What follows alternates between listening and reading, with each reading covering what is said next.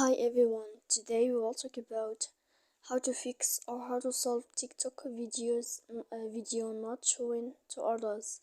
To know how to fix or how to solve TikTok video not showing to others, you should just go to settings like this. You will click.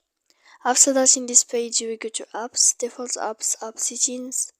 When you will see this list, you will go down to find the application of TikTok and you will enter.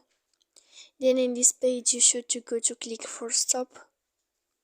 When you will end this, you will enter to storage.